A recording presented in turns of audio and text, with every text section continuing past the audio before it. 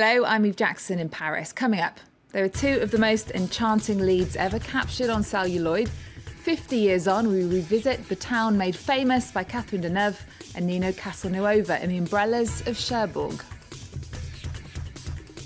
Young and beautiful, in his new film, Francois Ozin explores teenage sexuality.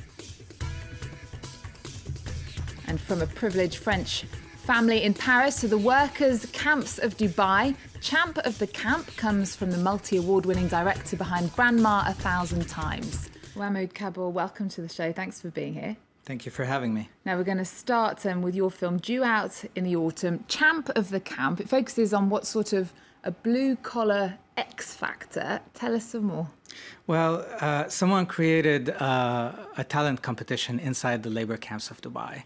This talent competition was designed to be both an advertising scheme for Western Union, which is a company that remits money between Dubai and many cities of the world, and its main client is the laborers. And the purpose of it was also to engage the labor community into some entertainment. Many of your viewers would know that hundreds of thousands, if not millions of men move to the Gulf to work in the construction sector and the service sector. And they end up living in these huge labor camps outside the city. So this competition was a great excuse to go in and to see what sort of entertainment takes place in there. Okay, I'm going to ask you more about the camps in just a moment. But first of all, let's have a look at a clip from the film. Dubai आया सब लोग बोलते हैं तुम अच्छा काम जानता है वहाँ पर जाओ इधर जो कमा रहा है उधर इससे ज़्यादा डबल कमा सकते हैं कभी-कभी ऐसा लगता है हमारा कोई ज़िंदगी नहीं है जो तो सुबह काम में आता है पूरा पसीना से कपड़ा गीला होता है शाम तक बच्चे लोग को छोड़ के बीवी को छोड़ के वतन छोड़ के अपना दूसरा देश में जाके कमाओ खाओ जाने कोई कैसी ये खाराई पो चलारी पोते तेनी खाराई प्रेम भूलेरी दोसे घर की याद आता है तो गाना पड़ता है. There have been other documentaries made about the camps. We've seen them before, but often people focus on the poor conditions and how bad it is for the workers. Did you go in with an agenda? Yeah, I thought always watching documentary films done inside the camps that no one ever lets the laborers say their own story. Why do they come to Dubai? Why do they accept to live in a camp?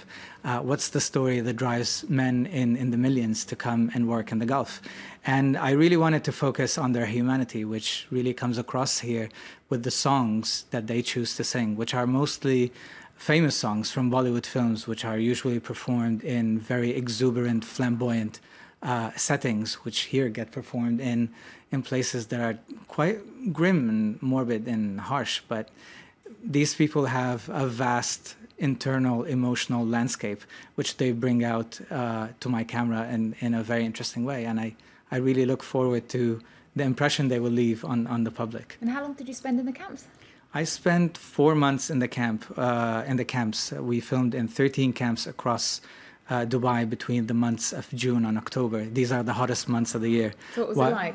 It was pretty hot. The camps are not the 5-star experience that Dubai otherwise has to offer. They're places that encompass sometimes up to 2,000 or 3,000 men. And these men just go out in the heat and they go on stage and they belt out famous ballads from Bollywood. It was all quite humbling, I must say. Some of these men have really terrific stories, quite inspiring, and they leave behind families whom they miss dearly and they sing out to in this competition.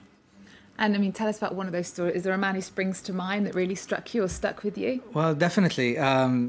One of my characters is a man who's from India, and he works really hard to raise money to marry off his daughters. In certain Indian cultures, the father of the bride has to pay the dowry.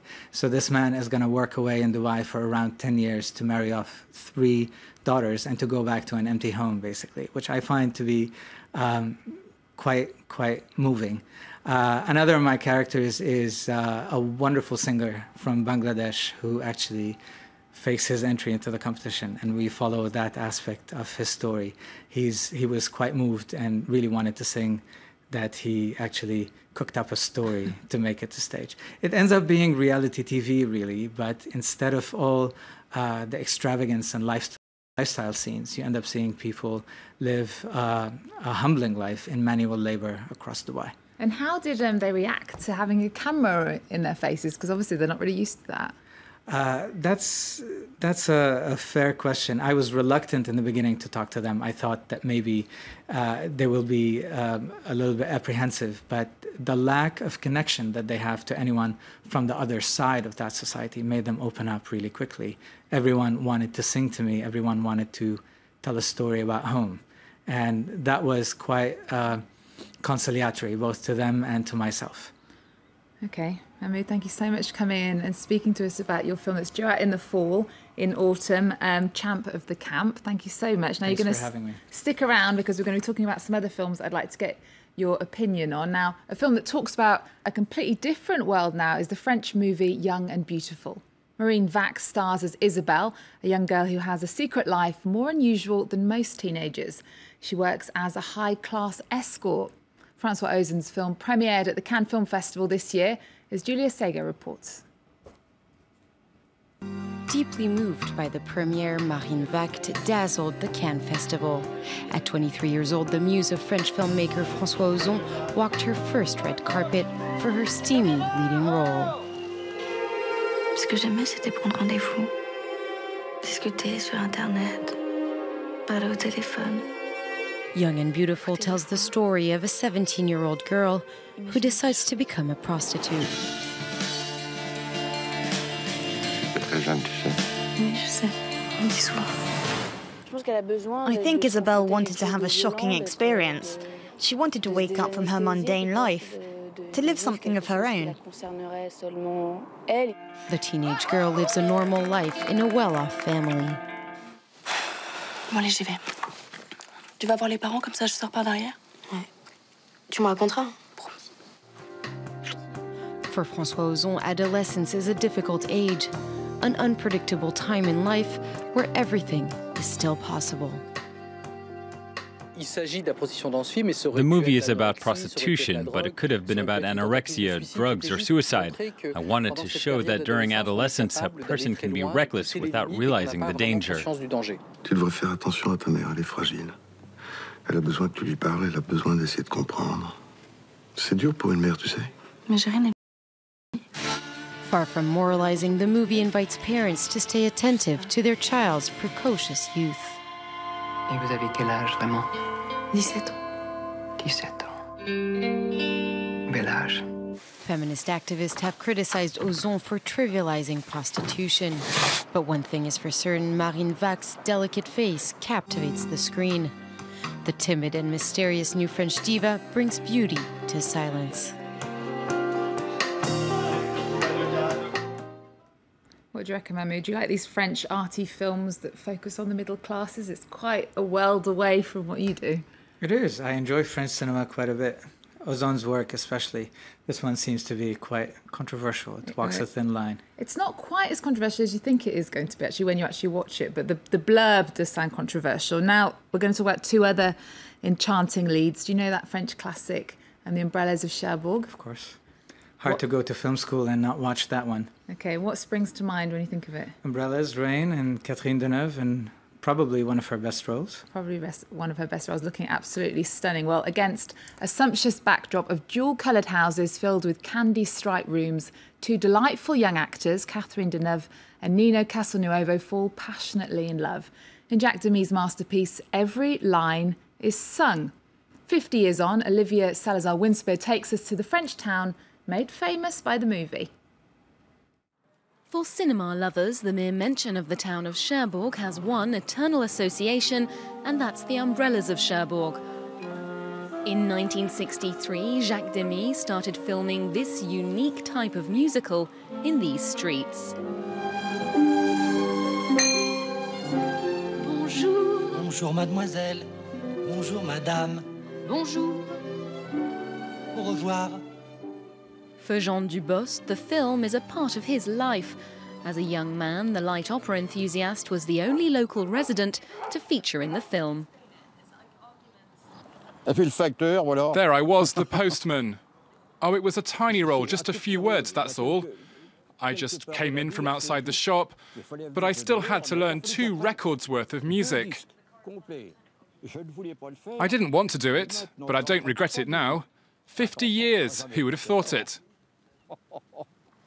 The umbrella shop in the film now sells fabric, but it's kept the same name, as when Catherine Deneuve was its young assistant, looking out of the window. Mon amour, oh mon amour. 50 years later, the shop's a popular tourist destination. This shop always had lovely matching colours. Guided tours of the area are fully booked every year, and some of the local visitors are old enough to remember when the film was being shot just around the corner. Yes, it's quite emotional. I have wonderful memories of it. I only had eyes for Catherine Deneuve. Non, je ne pourrai jamais vivre sans toi. Je te cache. Today, there are 2 ways to see the Parapluie de Cherbourg, in a new restored version at the cinema, or here in the streets of its eponymous fishing port. Lovely stuff. Well, that brings us to the end of the show. Thank you so much to today's guest, the director Mahmoud Kaabour, who was here to talk about his film Champ of the Camp. Thank you for joining us. It was fun. Thank you. And we're going to wrap up with a glimpse of Lee Daniels' new film, The Butler, starring Forrest Whitaker and Oprah Winfrey. It's based on the true story of a butler who served 8 presidents in the White House. You can follow us on our social networks and meet at Eveling in Paris. Thanks for your company. See ya. I'm Cecil Gaines. I'm the new butler. You hear nothing, you see nothing. You only serve. You know he got that job himself. The White House called him. He didn't call the White House. I want to hear all the stories. I don't know how many stories you're going to hear, because they done swore him to some kind of secret code. I'm so proud of you. Did you go to an all-colored school, Cecil? I didn't go to school, Mr. President. I grew up on a cotton farm.